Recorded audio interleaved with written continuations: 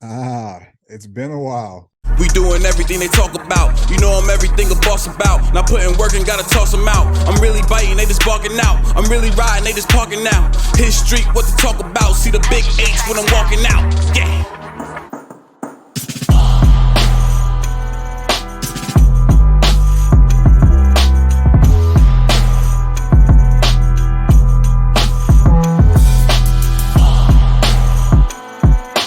What's going on, everyone?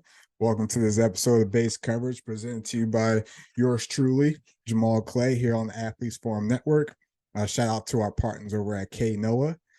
It's been a while, but I wanted to get back into to the mix of things and continue to talk about ELF ball as we're heading into week 12 of the ELF.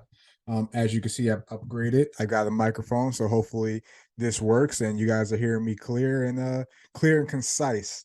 All right.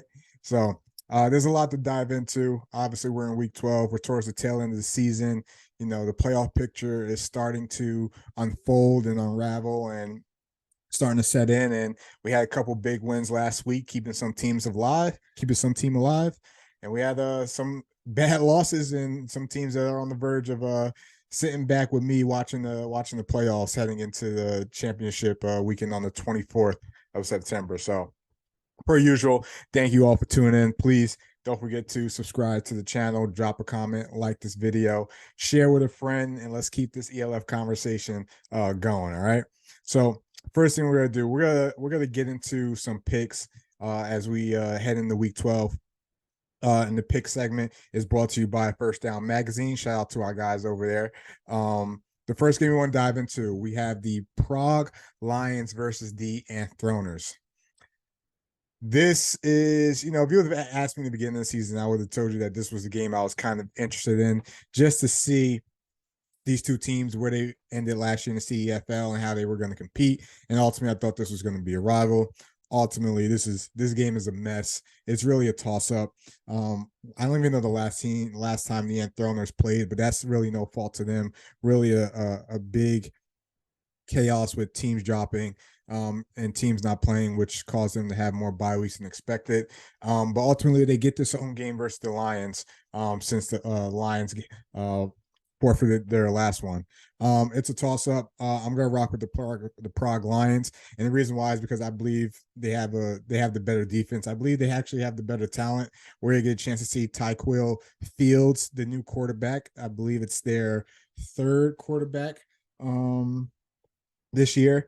Very athletic quarterback, and it looks like they've revamped the offensive line in terms of adding some more imports. So I think, with doing so and already the homegrown talent, I'm going to rock with the Prague Lions to beat the Anthroners this game. Here we go. Next game we got the Austrian Derby. This game had a lot of sizzle the first time they met, and that flame quickly died out the way the Vikings played. Now, although, the Raiders, if they could find a way, if they watch the Berlin game, how they play the Vikings, if they watch the Wrocław game, how they play the Vikings, and they could play somewhat like that for 4 quarters, I think it could be a little interesting in this matchup. But the one thing about Vienna is not only do they always find a way to win, but they don't lose to the Raiders. And they've been like that lately. In the past, since joining the ELF, they are undefeated versus their rivals. The game seems like it means more to them, all right, in terms of like how they played. Also, Florian Bierbaumer, who's gonna stop this guy, right? I think, the matchup would be Divine Buckingham on Florian Bierbaumer, and then, obviously Embry on either Weston Carr or Jordan Bua. But this is a team that's just always finding a way to win. And again, they don't lose to the Raiders. So for me, I'm picking the Vikings to win this game straight out. Although I'm picking the Vikings, I would say this is a very important game for the Raiders, especially with the Surge losing last week to Munich. So it opens up the conference a little bit, but they got to go to Vienna and prove it. But as I mentioned, I got the Vikings to win this game. Here we go. Surge versus the Barcelona Dragons. The Surge are out for blood, especially, coming off a loss at home versus an in-conference opponent in the Munich Ravens. The Surge really are a bad matchup for the Dragons. The Dragons, their defense has been struggling.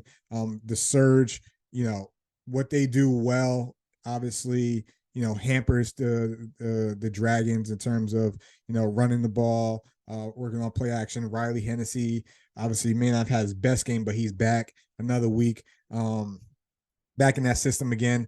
And they're going to Barcelona to do it. Now, does Barcelona really have a chance? I don't know. I think they've just been struggling too much, and to be perfectly honest with you.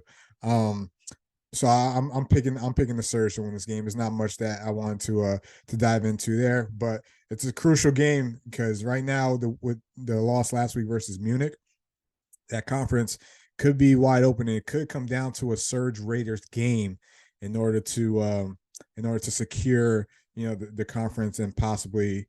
Oh, not possibly. In order to secure the number 3 seed, because whoever's going to win the Central is going to have the number 3 seed. All right, and here we go. This is the Athletes Forum First Down Magazine Game of the Week. We have the Berlin Thunder traveling to Poland to play the Wrocław Panthers. All right, this is win or go home for the Panthers. The cat had 9 lives. This is their last one. All right, Berlin. Yes, they are playing very well right now, but let me show you this. All right, Berlin in their last 5 games, obviously they're 5-0. Right, the offense has been averaging 32 points per game, while the defense has been giving up 9 points per game. All right, so with that being said, I ask you, are the Thunder for real? Right, are they for real? Keep in mind those opponents that they played. We have the Prague Lions twice, the Anthroners, the Leipzig Kings, and the Vienna Vikings.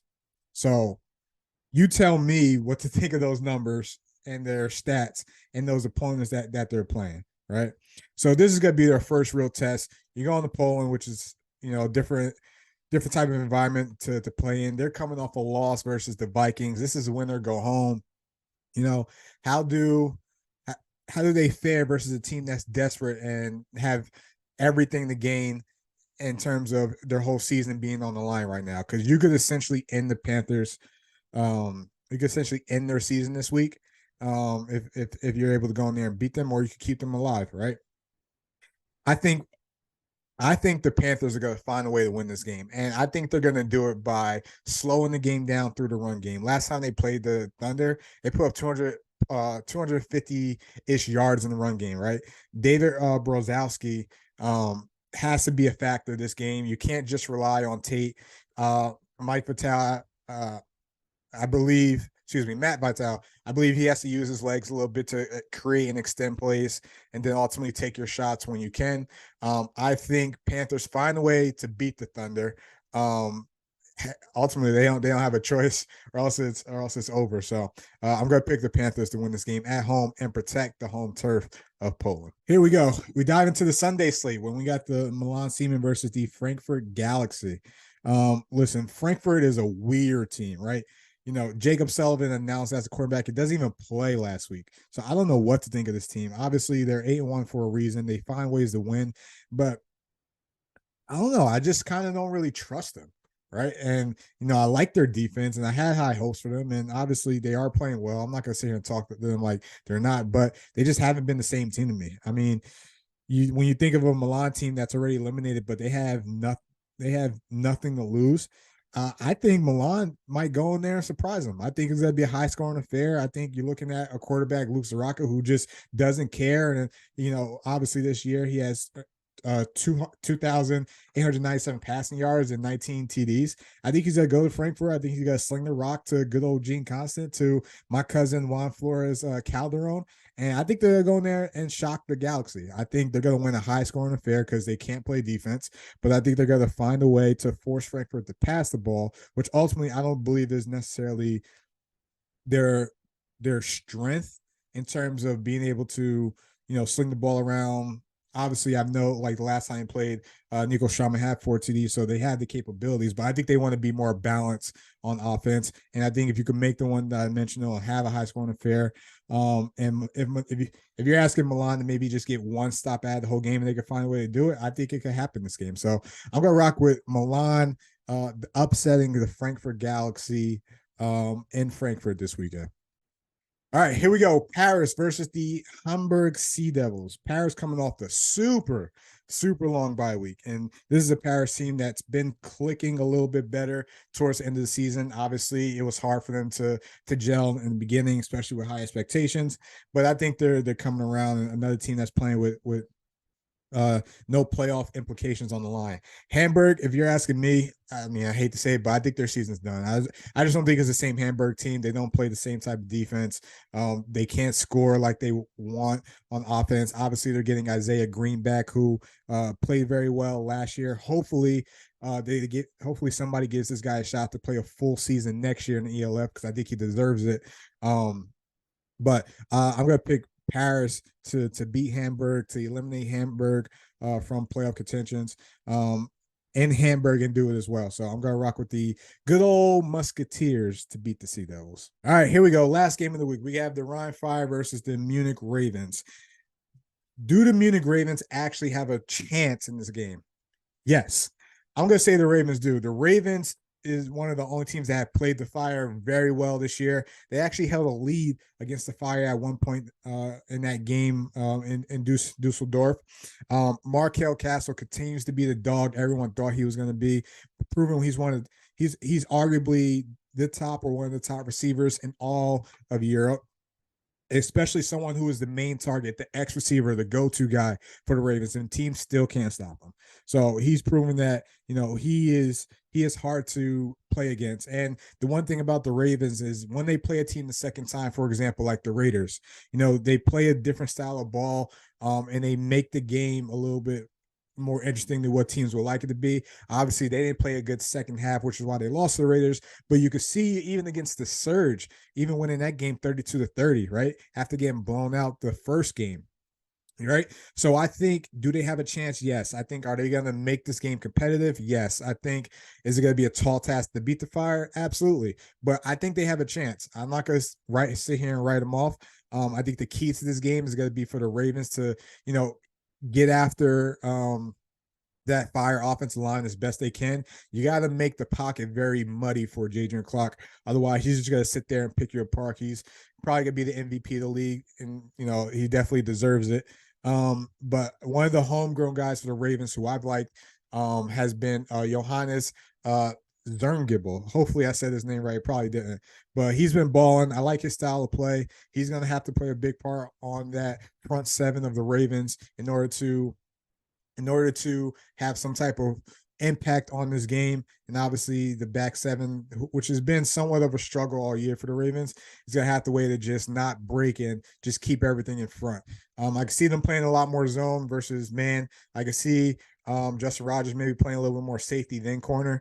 But ultimately we'll see what happens. I'm going to pick the Rhine Fire to win this game. So again, thank you guys for tuning in. Those are our picks, again, brought to you by First Down Magazine. Don't forget to subscribe to the channel, drop a comment, share with a friend, and we'll keep this ELF conversation going.